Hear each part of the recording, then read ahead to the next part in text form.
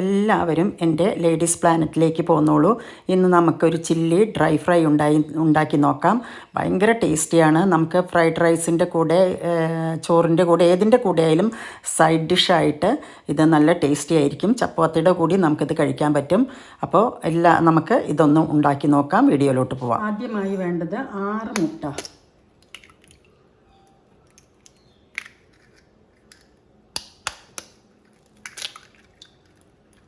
6 മുട്ട പൊട്ടിച്ചൊഴിച്ചിട്ടുണ്ട്. ഇനി ഇതിലേക്ക് പാകത്തിന് ഉപ്പിടുക കേട്ടോ. ഉപ്പ്, കുരുമുളക് പൊടി,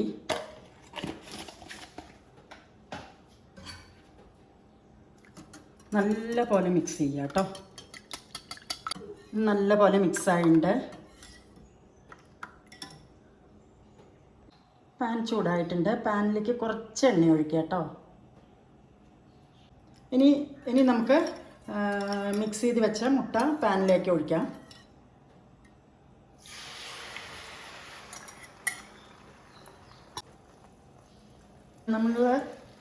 ഇനി ഇത് വലിയ പീസസ് കിട്ടാൻ സൈഡിൽ നിന്ന് ഇങ്ങനെ നടുവിലേക്ക് ആക്കുക കേട്ടോ.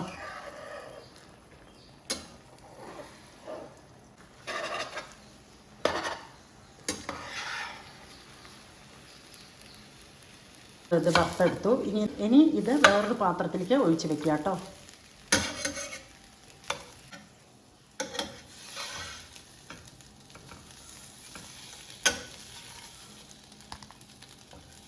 ഇത് ഒരു ബൗളിലേക്ക് മാറ്റി വെച്ചു.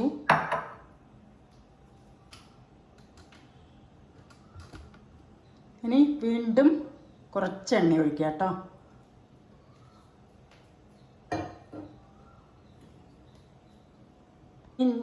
ഇവിടെ ഞാൻ 5-6 വെളുത്തുള്ളി ഫൈനായിട്ട് അരിഞ്ഞു വെച്ചതിട്ടുണ്ട്.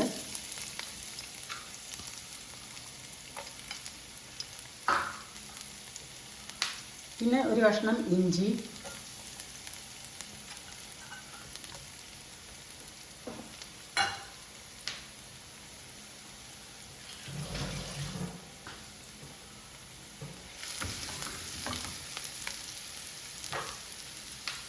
രണ്ട് പച്ചമുളക് അരിഞ്ഞത്,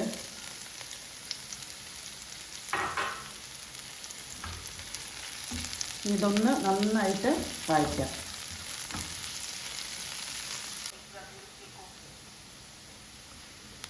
വെളുത്തുള്ളി ഇഞ്ചി നന്നായിട്ട് അരിഞ്ഞ് ഇനി ഒരു വലിയ ഉള്ളി ചതുരത്തിൽ അരിഞ്ഞു വെച്ചത് കേട്ടോ. തീ കൂടുതൽ വെക്കരുത് കേട്ടോ, ഒരു മീഡിയം ഇതിൽ വെച്ചാൽ മതി.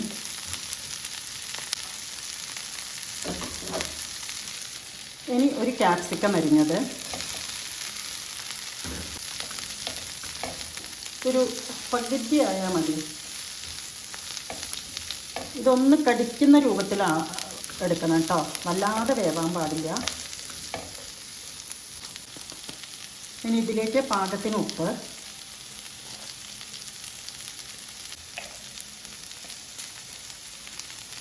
കുറച്ച് കുരുമുളക് പൊടി, പാകത്തിന് കാശ്മീരി പൗഡർ. ഞാൻ 1 ടീസ്പൂണാണ് കാശ്മീരി പൗഡർ ഇട്ടത്. എന്നിട്ട് നല്ലപോലെ ഒന്ന് ഇളക്കി കൊടുക്കുക, തീ കൂടരുത്. ഇനി ഞാൻ ഇതിലേക്ക് ആഡ് ചെയ്യുന്നത് 1 ടീസ്പൂൺ സോയാ സോസ്. നല്ലപോലെ മിക്സ് ചെയ്യുക.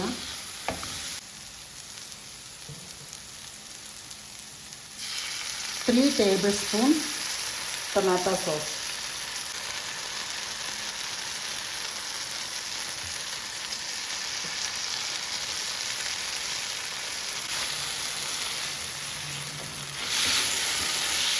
നന്നായിട്ട് ഒന്ന് ഇളക്കുക. കുറച്ച് മല്ലിയില കേട്ടോ, കുറച്ച് മല്ലിയില. ഇനി ഈ എഗ്ഗ് ഇതിലേക്ക് മിക്സ് ചെയ്യാം നല്ലപോലെ.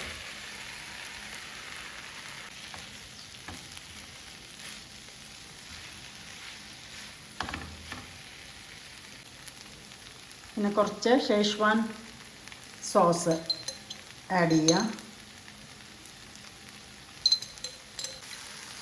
ഒരു തുള്ളി വെള്ളം ഒഴിക്കുന്നുണ്ട് കേട്ടോ, അധികം ഒഴിക്കരുത്. ഇനി ഒരു 2 മിനിറ്റ് ഇത് ഇളക്കിയിട്ട് ഓഫ് ചെയ്യാം കേട്ടോ. അപ്പോൾ തീ കൂട്ടി വെക്കണം.